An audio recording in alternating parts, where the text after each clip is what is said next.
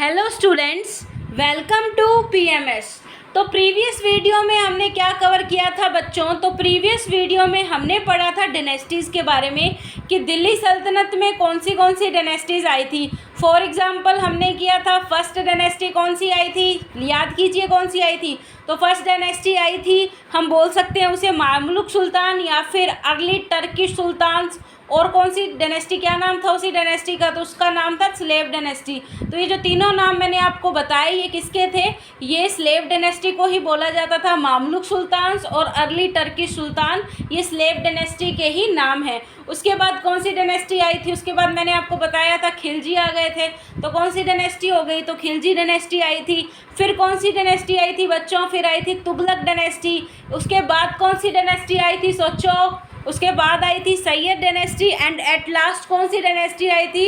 At last हमारे पास dynasty आई थी Lodhi dynasty, जिसके बाद जो ये हमारा दिल्ली सल्तनत का टाइम पीरियड था ये ख़त्म हो गया था।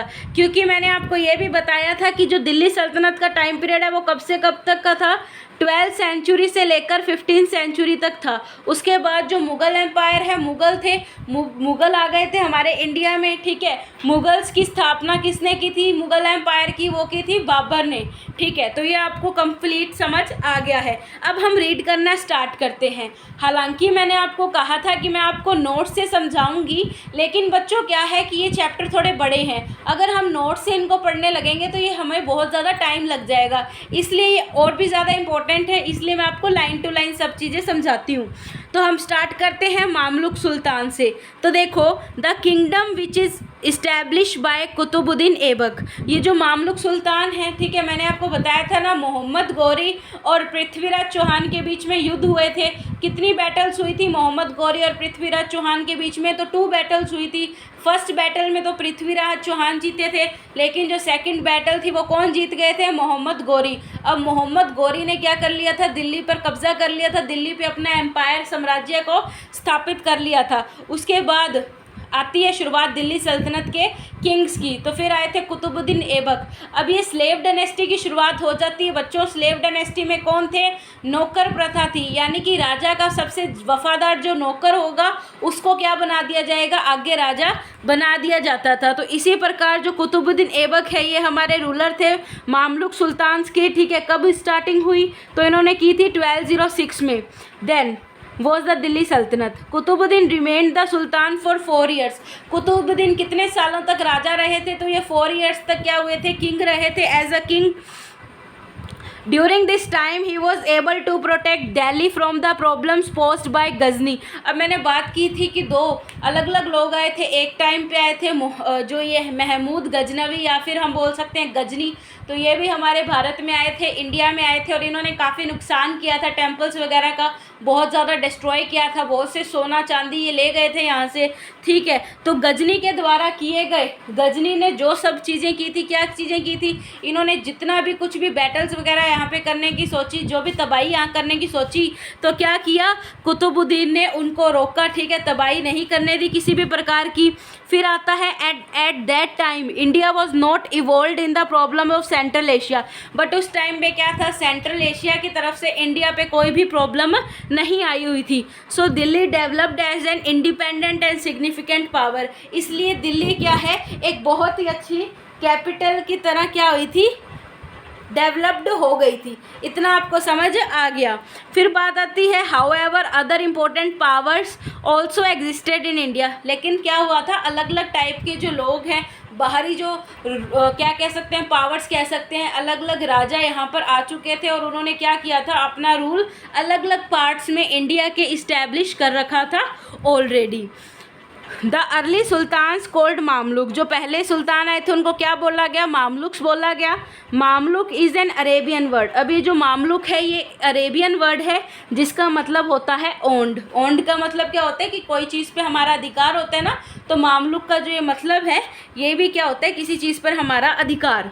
Were actually slaves. ये क्या थे? ये एक नौकर ही थे, क्योंकि राजा का जो सबसे वफादार नौकर होता था उसे क्या बना दिया जाता था? नेक्स्ट रूलर बना दिया जाता था, ठीक है। तो ये आपको समझ आया। Who had risen to power due to their hardworkship and sharp intellect. अब इनको क्या बना दिया था, इनको राजा इसलिए बना दिया जाता था क्योंकि ये क्या करते थे, बहुत ही ज़्यादा अच्छा काम करते थे, मेहनती पूर्वक मेहनत से ये लोग क्या करते थे, अपना काम करना पसंद करते थे। ठीक है, तो ये आपको समझ आ गया अच्छे से। फिर आती है बात, most of them were well educated also. अब कुछ नौकर ऐसे होते थे जो बहुत ही ज़्यादा क्या होते थे, पढ़े लिखे होते थे। ठीक है, बहुत ही ज़्यादा पढ़े लिखे हुए नौकर को जो क्या करते थे, ये आगे क्या बना देते थे, राजा बना देते थे। और जो जितना अच्छा काम करता था, जो बहुत ही वफादार होता था अपने राजा के प्रति, उसे क्या बनाया जाता था, नेक्स्ट रूलर बना दिया जाता था। तो ये आपको अच्छे से समझ आ गया। ठीक है, फिर बात आती है Qutbuddin gained his independence after he became a sultan. Qutbuddin जो हैं उनको क्या मिल गया था, आज़ादी मिल गई थी जब वो क्या बन गए थे, सुल्तान बन गए थे, राजा बन गए थे। While he successor Iltutmish and Balban had gain their independence quite early in their life. लेकिन इनके बाद जो राजा बनने वाले लोग थे, जैसे इल्तुतमिश हुए, बलबन हुए, इनको काफ़ी जल्दी ही क्या मिल गई थी, आज़ादी मिल गई थी अपनी ज़िंदगी में। The Turkey sultan faced various problems in India. Turkey सुल्तान को बहुत सी क्या हुई थी, प्रॉब्लम हुई थी ऑलरेडी इंडिया में। जैसे मंगोल आ गए थे नॉर्थ वेस्ट से, ठीक है, राजपूत ने भी इन पे अटैक किया था। ठीक है, और ये क्या करते रहते थे, ये ऐसे करते थे कि कब ना कब आज़ादी मिल जाए। राजपूत अटैक करते थे इन पे ताकि इनको क्या मिल सके, जल्दी से जल्दी आज़ादी मिल जाए। हमने अभी देखा कि आज़ादी सबसे पहले किसको मिल गई थी, कि काफ़ी अर्ली टाइम में किनको मिल गई थी आज़ादी, तो अर्ली टाइम में ही आज़ादी मिल गई थी किनको, जो ये कुतुबुद्दीन ऐबक की हम बात कर रहे थे, इनको। समझ आ गया आपको ये। फिर बात आती है, it took almost 100 year for the successive sultans to solidify their positions.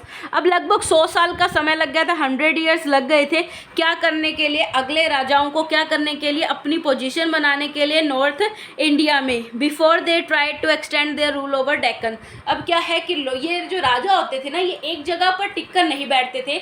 इनको ऐसे होता था कि हम ज़्यादा से ज़्यादा जो स्टेट्स हैं, ज़्यादा से ज़्यादा जो इलाके हैं हमारे रूल के अंडर ले आएँ, ज़्यादा से ज़्यादा लोगों को हम हमारे कब्जे में ले आए। ठीक है, तो ये एक जगह नहीं बैठते थे, ये अलग अलग जगहों पर जाते थे ताकि ये क्या कर सकते, अपने एम्पायर को, अपने किंगडम को क्या कर सकें, ये लोग बढ़ा सकें। तो ये आपको अच्छे से समझ आ गया। अब जो हमारा नेक्स्ट टॉपिक है बच्चों, वो है इल्तुतमिश, जो हम पढ़ेंगे हमारी नेक्स्ट क्लास में, क्योंकि अगर मैं एक साथ आपको ज़्यादा समझा दूंगी तो वो आपके समझ नहीं आएगा। ठीक है बच्चों, मिलते हैं नेक्स्ट क्लास में। Thank you and thank you very much.